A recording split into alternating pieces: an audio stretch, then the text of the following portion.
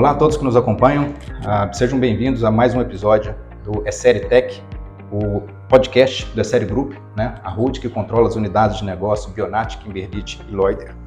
Bom, eu sou Bruno Neves, faço gestão de portfólio dentro da Kimberlite e hoje estou aqui acompanhado do Artenis. Artenis, se apresenta para o pessoal, por favor. Olá pessoal, meu nome é Artenis, faço desenvolvimento de mercado na Regional Cerrado Mineiro e Sul de Minas e no propósito aí de auxiliar o produtor na missão de alimentar o mundo, né? Temos a honra de ter o nosso convidado de hoje, né? Isso, não só alimentar, como trazer bons cafés, que é o tema nosso, né, da conversa de hoje. Vamos falar aqui muito sobre a cultura do café, sobre boas práticas, e para isso, né, nós temos um especialista, uma autoridade no café, né? Giovanni Voltolini, seja muito bem-vindo, muito obrigado por aceitar esse convite e participar conosco. É um prazer recebê-lo, né? Ou melhor, você nos receber na sua casa para a gente fazer essa gravação. Então, por favor, se apresente aí para todos que nos acompanham. Show! Olá, pessoal. É uma satisfação muito grande falar sobre café, uma cultura apaixonante, né? Eu sou o Giovanni, agradeço já de antemão a parceria com a Kimberlite, essa ação que a gente já tem em conjunto aqui há mais de um ano, né? Que nós desenvolvemos em prol da cafeicultura. A nossa atuação não é de hoje na cafeicultura. Então, a minha trajetória no café começou de criança, nascido e criado na roça, origem na cafeicultura. Meu avô começou na cafeicultura na década de 50, em 1954, Bruno, foi quando a gente adquiriu a primeira área nossa lá na região da Mogiana. Toda a trajetória da família cultivando café, eram 12 irmãos, os filhos do meu avô, né, que cultivavam café. Hoje eu assumo como a terceira geração da cafeicultura, com o propósito de dar continuidade a esse legado que a gente construiu durante a trajetória, sempre tentando entender ao máximo sobre café. Saí cedo de casa, com 14 anos fui fazer o curso de técnico em agropecuária, morando em regime internato lá no Colégio Muzambinho.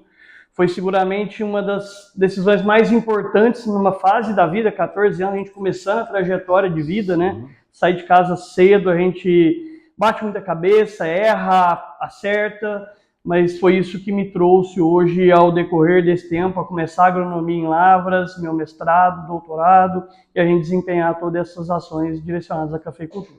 Tudo isso porque você nasceu debaixo de um pé de café, né? Então... Literalmente, a família sempre na origem do café, e a gente tem paixão, café é apaixonante. A gente sempre fala, Artenis, que quem entra no café não sai, porque não é puramente um negócio, é realmente da tradição, o legado, a história da família que está ali.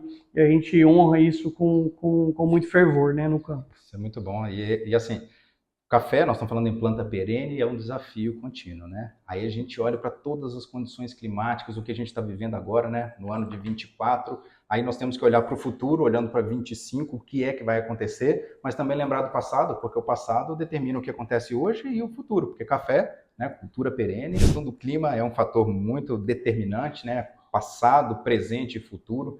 Como que tem visto hoje, com o olhar na pesquisa, com o olhar no campo, que você também continua como produtor, né? Como é que você tem visto esse cenário? Como tratar, como cultivar, e sempre pensando, não é só tratar a lavoura, é produzir, mas produzir com qualidade, porque o café, né, a gente produz, a gente tem o prazer de beber um bom café, né? Um ponto-chave, Bruno, que eu vejo é que assim, o clima não está no nosso controle. Na prática, as áreas mais tecnificadas têm controle de umidade. A gente consegue trazer a irrigação como a nossa aliada. Mais à frente a gente vai falar das tecnologias da cafeicultura. Mas quando a gente pensa em temperatura, estresses climáticos, o desafio é muito grande. O nosso cultivo é a céu aberto. E dentro dessas condições, a gente tem que entender, dentro do cenário da agricultura, quais práticas a gente consegue fazer para mitigar esses estresses climáticos e fazer a planta ser mais resiliente àquela condição do meio. Um ponto importante que é mitigar, né? Porque não dá para a gente controlar. Isso é fundamental. Esse é um ponto-chave, porque muitas vezes a gente vê que as medidas que são tomadas no campo, às vezes elas surgem como algo inovador e que vai resolver o problema do cafeicultor.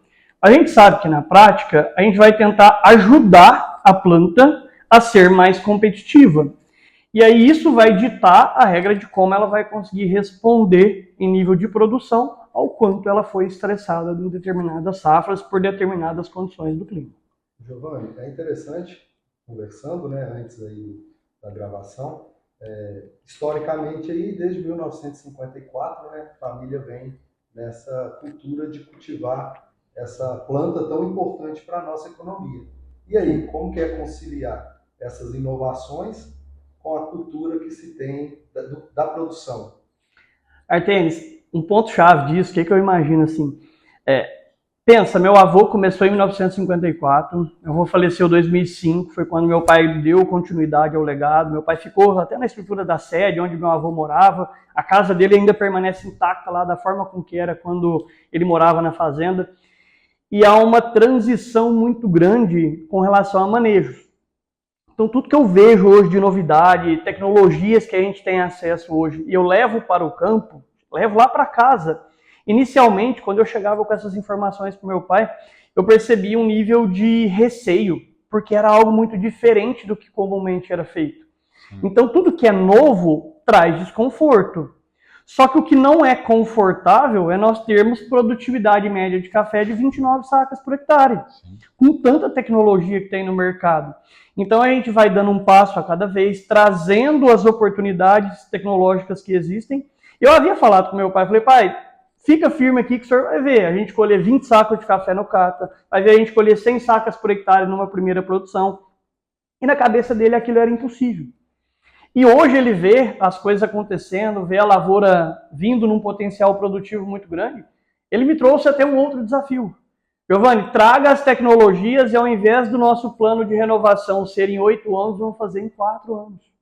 Nós vamos arrancar 100% das áreas agora e colocar lavouras novas, porque ele já viu que é verdade. Tudo aquilo que a gente queria fazer está dando certo. Por que não estender para 100% da área? Giovanni, isso é bastante interessante, porque nós estamos falando em tradição, o histórico da cafeicultura brasileira. Sim, né? Muito tradicionalista. Nós estamos falando lá em 1850, nós já éramos líder em produção, enfim, o Brasil produz, né, exporta, né, nós figuramos, é um fator econômico muito importante para o país, e um fator social, vamos dizer assim, que o café é uma bebida que socializa, né, para o mundo, e nós colocamos café no mundo inteiro, então isso é muito importante. Mas como trabalhar você com um olhar para a pesquisa, para a ciência, mas ao mesmo tempo tratando tradição e ciência, e você faz isso dentro da tua casa e você também compartilha desse conhecimento com outros cafeicultores. Como que é esse desafio? Que a gente tem que sempre pensar naquela premissa. Fazer o básico bem feito, eu gostaria que você comentasse um pouco sobre esse processo, mas ao mesmo tempo, como trazer novas tecnologias que podem agregar no sistema de produção. Bruno, estava até conversando com o Artemis mais cedo. O que é a grande dificuldade? O produtor de café, o cafeicultor, ele é tradicionalista e ele precisa ver para ele acreditar. Então, ações disruptivas, tecnologias disruptivas, sempre vão ser um desafio. Sempre vai ter uma dificuldade. E lá, quando eu comecei o colégio agrícola, lá atrás, em 2010, eu chegava com algumas coisas diferentes e meu pai falava, olha, isso aqui na prática não dá certo. E aí, até porque eu também não tinha bagagem na época para abordar com ele formas diferentes para convencê-lo. E hoje, conforme a gente vai abordando, entendendo consistência, que eu acho que é o que é mais importante, é consistência das tecnologias. Esse é um tema fundamental. Aí a pessoa vai se convencendo, porque o resultado, qual que é a melhor forma de convencer o produtor? É produtividade. Se no final das contas ele consegue aumentar o patamar financeiro da remuneração que ele fez lá na área, naquela safra, ele vai se convencer. E ele vai ver que é válido o investimento.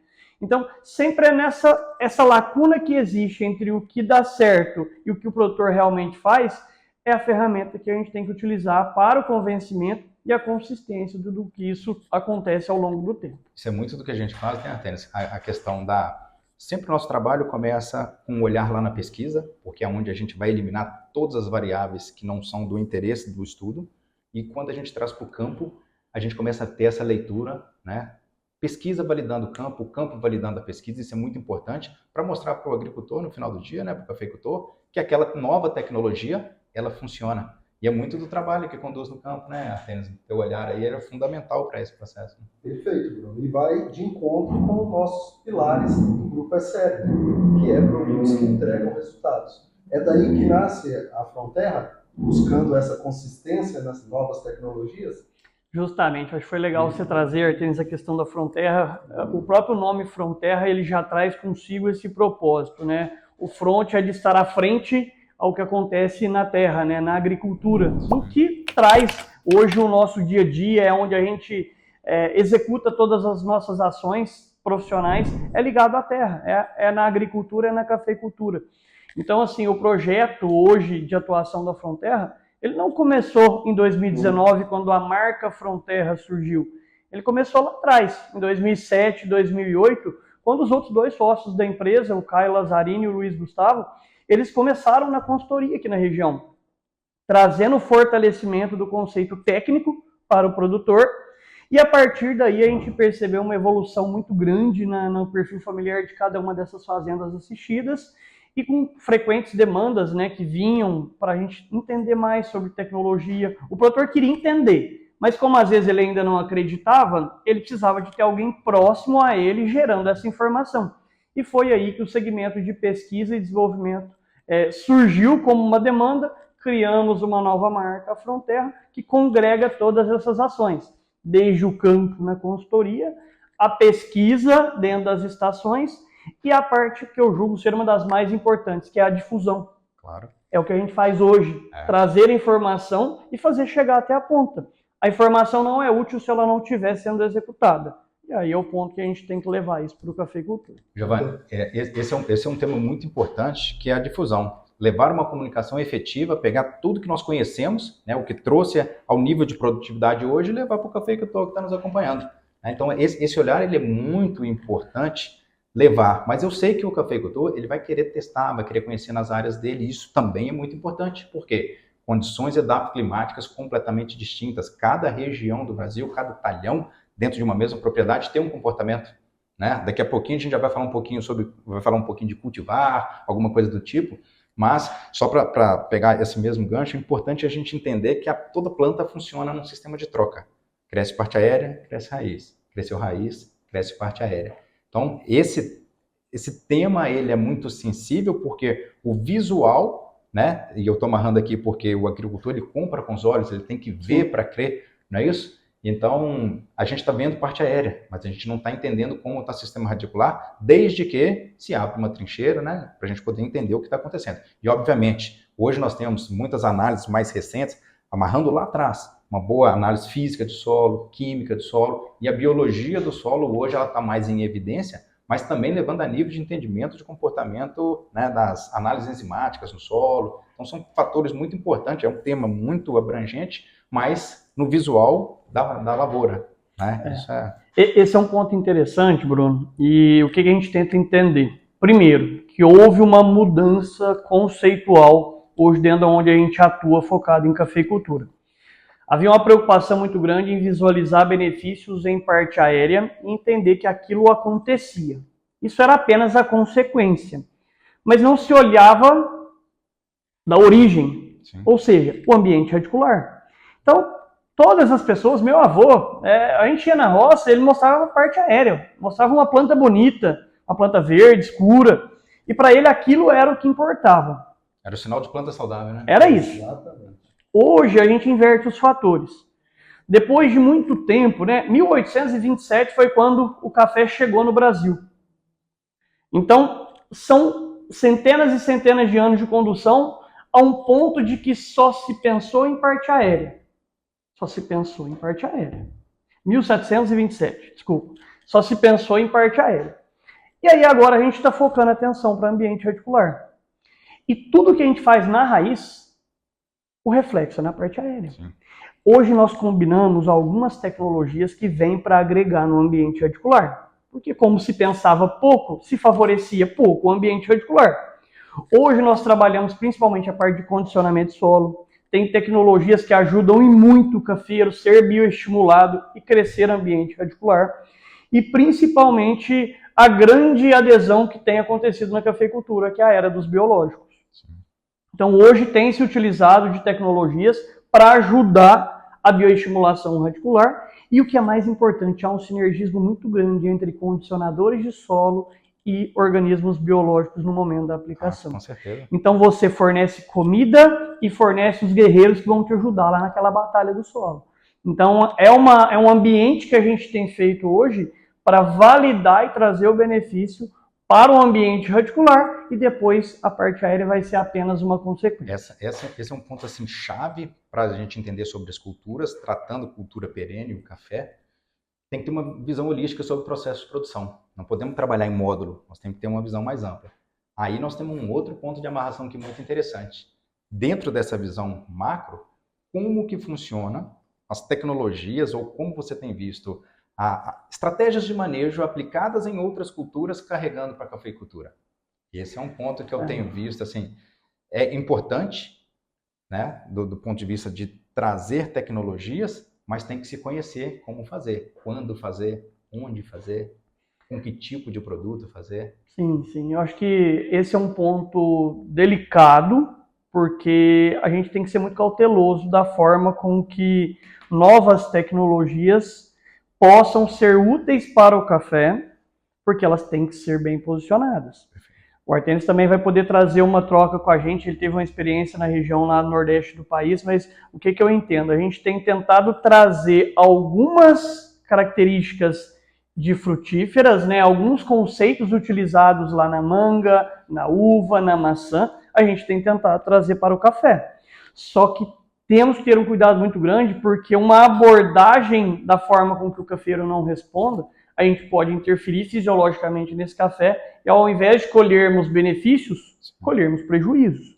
Então, toda essa parte do que a gente sempre fala de regulação hormonal, regulação fisiológica, regulação de crescimento em café, é algo latente que precisa ser descoberto, mas com muito pé no chão de entender que o passo deve ser curto, mas constante, para que a gente consiga realmente, para que nós consigamos realmente colher benefícios desse tipo de tecnologia. A integração entre o ambiente acadêmico, quem faz a difusão, quem faz a pesquisa agronômica, né, quem está aqui no campo, junto com o agricultor, para trazer novas soluções. E é parte da tua experiência, né, Artenis, com outras culturas, trazendo tecnologias para a cafeicultura. Né? A gente até estava comentando disso, né, entender os porquês. Então, aquele conceito de que eu olho para a planta e ela naturalmente é assim, ela faz sentido dentro de um ambiente mais tradicional. Agora, com essa evolução, passando para o empresário que quer dados, entender os números, ela faz toda a diferença. Então, assim, a gente hoje já tem consistência que o manejo interfere diretamente.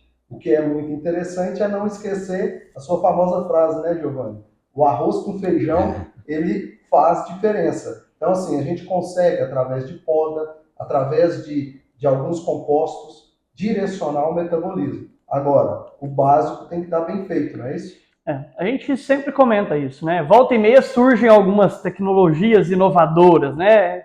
Existem ondas que são surfadas e que, na verdade, nesse momento esquecemos o básico. Sim. Então, assim, não precisa inventar a moda. O básico bem feito vai te assegurar o potencial produtivo. O que acontece é que na ponta, às vezes, a gente percebe falta de alguns manejos básicos. Para algumas regiões pode parecer normal, mas para algumas regiões o produtor não faz calagem com mais frequência, ele não acompanha isso mediante uma análise solo. Tem produtor que não faz desbrota de café. Então, assim, são fatores básicos que interferem totalmente na fisiologia. Como que a gente quer falar de uma planta fisiologicamente mais equilibrada, sendo que tem 8 ramos ortotrópicos ali? Uma dominância totalmente diferente nessa planta. Fisiologicamente, ela nem consegue responder o que a gente faz. Como que eu quero falar de fisiologia, sendo que a calagem não foi feita, o pH do solo está 4,5, fertilidade não está virando nutrição? Por consequência, a fertilidade ela não está estabelecida. Não tem como a gente querer falar de fisiologia se a base não estiver feita. Então, assim, esses pontos eles têm que ser bem construídos. Nós temos que entender como avançar, como havia comentado. Média nacional, 29 sacas por hectare. Potencial teórico do café, 350 sacas por hectare. Potencial alcançável, 180. A gente está longe de chegar no alcançável. E esse é um ponto importante, porque essa diferença, elas tratam-se de manejo. Né? Então, um bom manejo feito, enfim, todas as práticas culturais conhecidas e aplicadas. Não é só ter o conhecimento. Está aplicando? Não, então não vamos ter resultado. Aplicamos. A chance, né? E obviamente tem uma série de outros fatores que interferem no processo de produção, infelizmente, muitos deles não controláveis, né, que podem reduzir esse teto produtivo.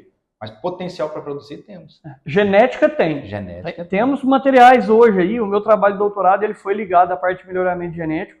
A gente vê que safra após safra surgem materiais genéticos, cultivares, cada vez mais adaptadas e com potencial produtivo elevado. Só que a interação genótipo-ambiente nem sempre está acontecendo e aí o potencial genético não é expressado. Então aproveita e nos fala um pouquinho sobre cultivar, porque esse é um tema importante, né? A gente sabe que do histórico, da tradição, da cafeicultura, tem alguns materiais que são mais plantados, Sim. né? Mas e aí, devemos seguir essa regra ou tem novas oportunidades? Foi legal porque é justamente o gancho do meu trabalho, da minha tese. No doutorado a gente conseguiu desenvolver uma informação para justamente trazer o respaldo para o produtor sobre qual material ele deve usar. Porque não é uma decisão simples. Sim. Aqui no Cerrado a gente tem trabalhado com renovações a cada 15 anos. Mas em outras regiões o cafeeiro fica na terra por 20, 25, 30 anos. Então é uma tomada de decisão que você vai ter que honrar com ela mais 15, 20 anos. E aí o que a gente tentou entender? Hoje o padrão, o cultivo massivo da cafeicultura são os materiais do grupo dos catuais e o material do grupo dos Mundo Novo, com as variações que cada um tem das diversas cultivares de Mundo Novo e Catuai que tem. Isso representa hoje 80% do parque cafeiro. Só que tem materiais muito mais adaptados. E aí, qual que é o problema? Por que isso não acontece? Foi igual você comentou, Bruno. O conceito existe, mas não está sendo aplicado. Porque na prática o produtor não vai querer arriscar porque ele não conhece. E aí ele vai continuar no que o avô plantava, sim, que o pai plantou e que ele está plantando. E aí nesse trabalho nosso aqui, que era o objetivo? E se eu acertar o melhor material para aquela região? Quanto eu produzo? Qual o impacto? A gente tem visto que, na média, o produtor consegue produzir 20, 25% a mais do que o catuai. Pela escolha do material genético correto. Pela escolha do material genético correto. E qual que é a grande sacada? O catuai ele é um material que ele fica na média. Todos os materiais que a gente testou, a média dava exatamente o que o catuai produzia. Então o produtor, para não errar, ele ia na média. Só que se ele vai na melhor, é 20% a mais de produção. E aí a consequência na margem do produtor dentro do negócio acaba sendo muito efetiva. Né? E tem um ponto, Giovanni, assim, que é interessante trazer, porque às vezes fica parecendo também que não busca-se essa inovação.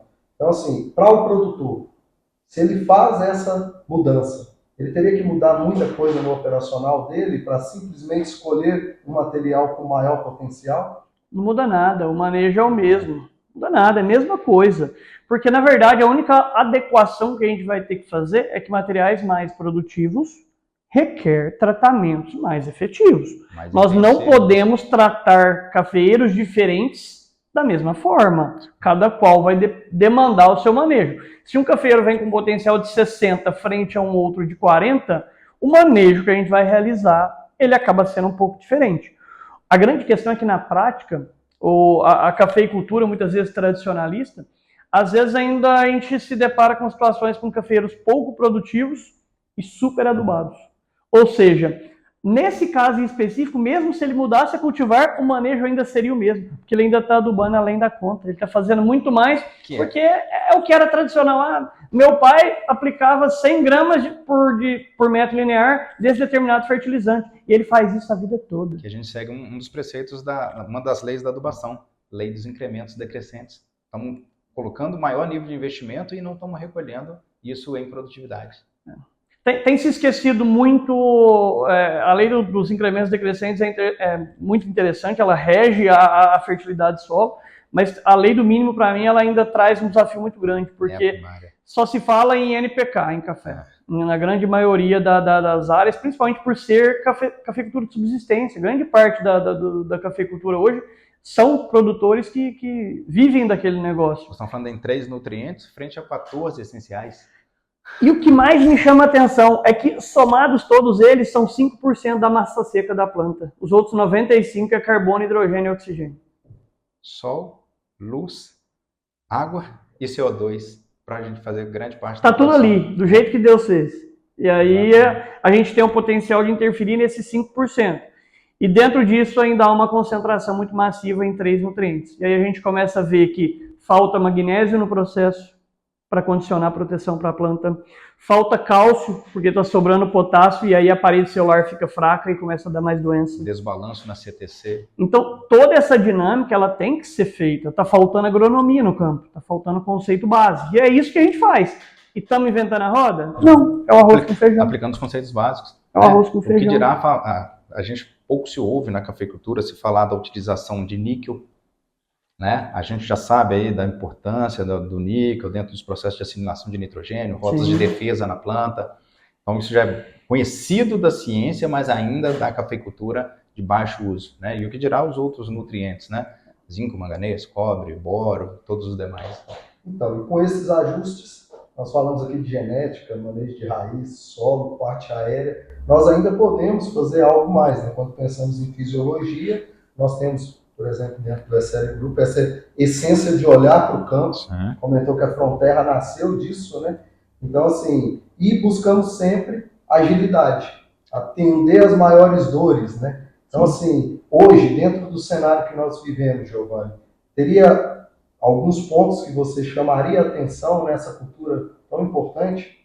Arteles, eu penso assim, o cenário que chama mais atenção hoje, que é o que eu acho que mais tira do produtor as produtividades, é realmente o cenário das inconstâncias climáticas. Então, assim, vou voltar lá no clima. Esse é o principal desafio do produtor. Nós acabamos de sair de um período de 180 dias sem chuva. Foram os maiores índices de déficit hídrico que nós já tivemos para a região nos últimos 60 anos aí. Imagino que a cafeicultura do Cerrado começou mais efetivo na década de 70, ou seja, desde quando tem cafeicultura foi o período de maior restrição. Então, assim, o primeiro ponto é a gente tentar se antever para essa planta ficar mais resiliente, para realmente enfrentar de uma maneira mais competitiva o desafio do clima. A partir daí, quando o produtor traz tecnologia para o processo, ou seja, uma irrigação, genética, a gente vai começar a tratar esse cafeiro de uma forma diferente. Aí faz sentido de trazer novas tecnologias. Isso. Aí é o ajuste fino. E o que é a grande sacada, Bruno? O ajuste fino, em algumas áreas, a gente já percebeu que consegue fazer o cafeiro elevar patamar em 7, 8 sacas por hectare. Por quê? Porque a planta já está preparada, condicionada para realmente entender aquela tecnologia e a partir daí gerar responsividade. Porque tem algumas tecnologias que a planta nem está preparada. Às vezes é até pior se você aplica. Além do investimento realizado, às vezes desencadeia alguma rota de gasto energético para a planta e que fica até pior. Então nós temos que entender a cafeicultura como um todo, entender a base bem feita, estruturação de planta, a partir dessa estruturação, a interação com o clima, o que a gente consegue fazer para mitigar, entender todo o processo de proteção dessa planta, e aí a gente vai regulando e mantendo ela no mais alto patamar produtivo. Potencial tem cafeicultores explorando, mas a grande massa contribui para a média ser tão baixa. E aí é interessante, Bruno, que entra na questão da equipe capacitada que faz esse meio, né, entre a pesquisa e a indústria levando tecnologia e produtos que realmente entregam resultados. Né? Essa é uma das premissas do nosso negócio, produtos que entregam resultado. Esperamos que todas as empresas que venham para o mercado tenham esse olhar, né? Então a gente está trazendo aquilo que nós já validamos, já conhecemos, testamos em culturas anuais, perenes, leguminosas, gramíneas, em vários tipos de cultura para poder trazer para o mercado. Aí nós temos que pensar sempre no seguinte: produto certo, na hora certa, na dose certa, no lugar certo. E esse é o conhecido manejo 4C, mas nós estendemos para 5C, recomendado pelo consultor certo. Tá entendendo? Então isso é muito importante. Então nesses trabalhos, tecnologias, nós trabalhamos, né, a gente pesquisa, desenvolve, comercializa produtos, a gente traz tecnologia nova para quem está nos assistindo, né, em vídeo aí pelo YouTube, também quem está nos ouvindo aí pelo Spotify. Redox é uma tecnologia que a gente traz exatamente para mitigar, que esse é um termo muito importante, a gente tem que ter cuidado com a comunicação que a gente está levando para o campo, né, para mitigar efeito de estresse climático, estresse térmico, e aí tem uma casadinha, térmico com hídrico, né, porque altas temperaturas acabam levando a estresse hídrico também na planta, então é tornar aquela planta um ambiente mais favorável para passar por aquele momento de estresse. Então, sempre com um olhar para onde?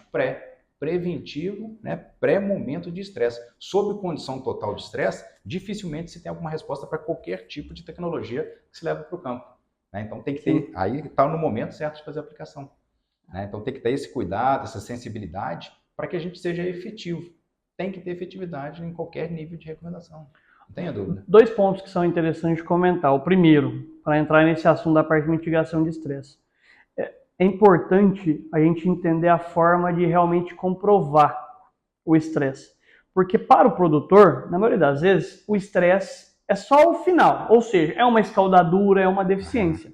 E na verdade... É um sintoma visual, né? É o que é visual. Na verdade, para nós temos que provar como aquilo aconteceu. E não apenas a consequência. Sim. Então, hoje nós investimos nas análises mais elaboradas, as mais específicas, as mais tecnológicas, para realmente explicar o porquê aquele produto, aquela tecnologia está interferindo no cafeiro. Então, hoje, tanto a parte de metabolismo antioxidante, quando a gente pensa em parte aérea, quando a gente pensa lá no ambiente radicular, hoje a Embrapa trouxe uma validação da Bioas, nós estamos fazendo ainda além dentro das avaliações que a gente faz a campo. Então, hoje, os nossos trabalhos de pesquisa, a gente faz a avaliação da expressão das enzimas beta-glicosidase, arilsulfatase, fosfatase ácida, carbono da biomassa, respiração basal, glomalina para indicar a questão da micorrização no cafeeiro. Então, para nós é muito mais interessante explicar o porquê daquela produtividade, o porquê da planta vigorosa. Isso. Então, isso é algo que tem ajudado muito, e aí a conexão entre o que a pesquisa gera e o que a consultoria leva para o cafeicultor passa a ser cada vez mais atrativo, porque há um embasamento para explicar aquela real produtividade. Da onde a gente está tirando aquele resultado? Ah, foi tirado, né? Tirou da cartola o número? Não, tem aqui, ó, o dado é esse, o produto funciona, o mecanismo, o modo de ação é esse, por isso nós encontramos essas variáveis aqui no desenvolvimento e a produtividade foi a consequência. Nós precisamos mostrar isso. Né, que é a importância de fazer toda a parte da pesquisa, todo o desenvolvimento, o olhar lá no campo. E assim, Giovanni, tem muita tecnologia sendo trazida para as culturas, mas é o nosso olhar no campo que faz toda a diferença. Né? Então a gente tem que estar lá, tem que acompanhar, tem que entender o processo para a gente poder ser mais assertivo, não tenha dúvida disso. E quando a gente pensa na questão dos estresses climáticos aí, o que a gente percebe? Antes a gente tinha as estações chuvosas bem definidas. Hoje isso já não acontece mais. Hoje a gente tem plantas que são cada vez mais produtivas e que exigem mais, e nem sempre o produtor está se atentando a esses fatores. E aí a gente começa a ver plantas que realmente sentem mais. Vou dar um exemplo, a cultivar arara.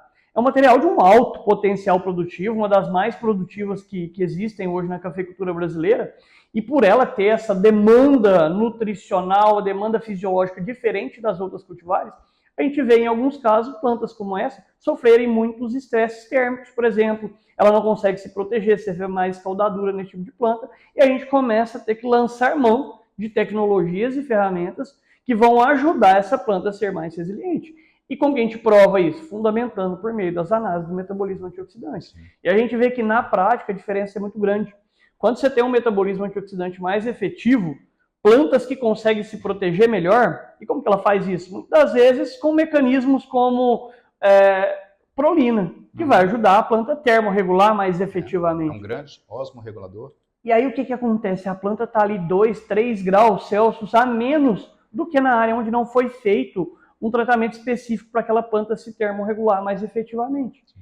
E aí a diferença é muito grande, porque temperatura elevada vai trazer todo o processo de estresse dentro da planta. Redução de fotossíntese. Vai ter redução de fotossíntese, vai ter mais espécie reativa de oxigênio, essa planta vai oxidar mais e, por consequência, ela vai reduzir potencial produtivo.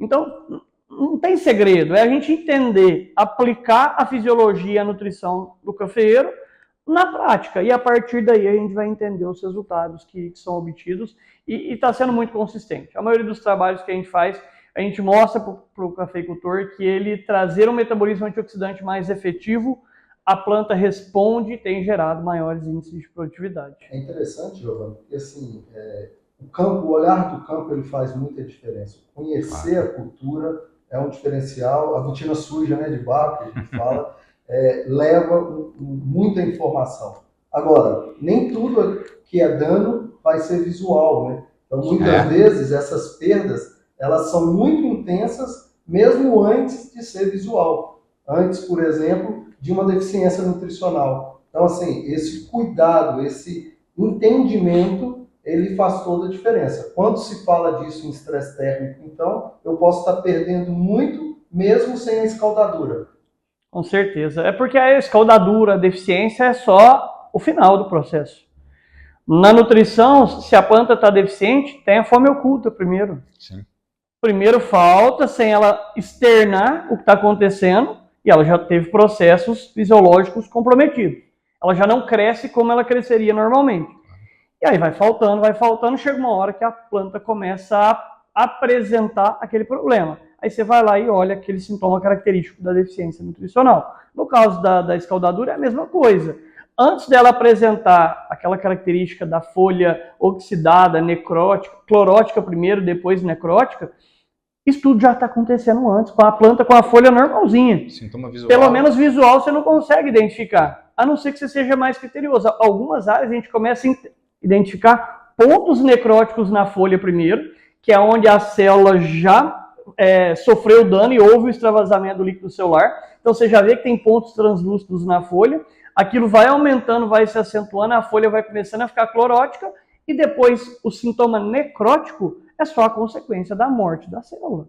Então, não é que a planta desidratou porque apenas a incidência luminosa estava alta, é porque internamente aquela célula morreu, houve a clorose, houve a necrose, que é a consequência final. Então, isso para mim traz o principal desafio da cafeicultura que você comentou, Bruno, que é a gente se antever ao problema. Se antever. Em um dado momento, numa apresentação que eu fiz na região do sul de Minas, lá em Boa Esperança, houve um questionamento, eu passei alguns pressupostos, alguns pontos que a gente preza para alcançar altas produtividades. Então, eu passei uma lista lá de vários fatores que a gente busca para atingir altas produtividades, e o colega levantou a mão. Com muita assertividade, ele trouxe: Giovanni, tudo isso que você está falando eu faço. E eu não sou um cafeicultor que explora altas produtividades. E aí eu fui tentar entender, fiquei curioso, porque se ele faz tudo que a gente estava passando ali como algo essencial para atingir altas produtividades, por que ele não está atingindo essa produtividade? E aí eu fui questionando e cheguei num ponto, por exemplo, na quantidade de equipamentos que ele tem na fazenda. Tudo que precisa ter, ele estava pela metade. Então, e a operação estava limitada. O operacional estava limitado. Se ele tinha que fazer uma pulverização, começar e finalizar ela em 10 dias, ele acabava em 40. A hora que ele tinha que voltar fazendo a aplicação na primeira área que ele aplicou, já tinha passado do time da próxima intervenção. Totalmente descompassado. Ele fazia tudo na hora errada. Tudo que precisava ser feito era feito. Porém, não era na hora certa. Não estava chegando. Era o produto certo, todas as premissas estavam sendo atendidas, exceto a do timing. E aí não adianta nada você falar, eu aplico, eu uso isso, eu uso aquilo, e não está usando na hora certa. Eu controlo o bicho mineiro depois que o bicho mineiro já está na planta. Eu quero controlar a broca depois que a broca já está lá na semente. Eu quero controlar a ferrugem depois que o esporo já está ali, já está tendo folha. É claro que você vai estar usando tudo que precisa e não vai obter nenhum dos seus resultados. Medidas paliativas, curativas, que vão ser menos eficientes do que se a gente fizer. E aí são três premissas da agricultura: operação, econômico e técnico. Nesse caso, um desses três pontos, né, desses três pilares, estava rompido. Então a gente não vai ter uma boa produtividade. Giovanni, nós estamos com o nosso tempo aqui bastante avançado. Gostaria que você deixasse uma mensagem para a gente no seguinte: partindo da premissa que esse podcast vai chegar para todos os cafeicultores e todos os afins do café, da boa cafeicultura, que mensagem que você gostaria de deixar para o público? Bom, vamos lá. Primeiro ponto que eu acho que a gente tem que abordar é que a cafeicultura pode e deve muito mais do que ela oferece hoje. Nós temos muitas tecnologias, muitas informações que estão prontas para o cafeicultor utilizar. Ele deve se preparar para utilizá-las, ou seja, fazer a base bem feita, entender todo o nível de informação técnica que chega para o cafeicultor, para ele no dia a dia, porque a partir daí ele consegue levar isso como algo real, algo palpável para o campo e explorar altas produtividades. E só lembrando um ponto, Bruno, sempre é falado na cafeicultura sobre sustentabilidade. Sustentabilidade é amparada em 3 pontos: social, ambiental e econômica.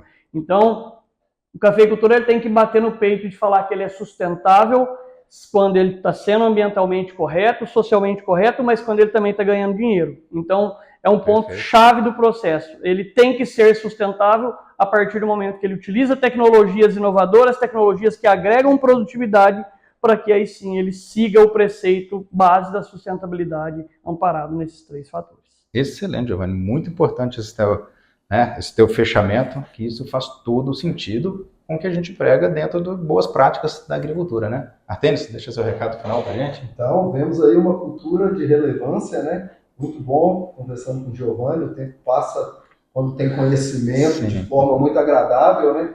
Vimos que temos muito aí ainda a incrementar e está na nossa essência aí do SL Group, realmente auxiliar o produtor nesse processo, né? Buscando sempre uma consciência social, não deixando de lembrar que a rentabilidade no final do dia vai fazer toda a diferença. Sim, né? Com certeza. Agradecer aí aos nossos ouvintes, né? Com certeza. Então, pessoal, fica aqui o recado, boas práticas, bem aplicadas, nós conseguimos ter boas produtividades, tem tecnologia para isso, tem a informação técnica relevante aqui, né? Então, agradeço aí ao time da Fronterra por, né, seu nome, Giovanni, por tamanho, assim, compartilhamento de informação, né, muito rico aqui para gente, e convido a todos a tomar um bom café. Pessoal, muito obrigado, nos sigam, compartilhe esse vídeo, né, com todos os interessados na cafeicultura, deixe lá o seu joinha, deixe o seu like, compartilhe, nos assistam aí no Spotify, assim como no YouTube. Muito obrigado a todos, um grande abraço. Pessoal.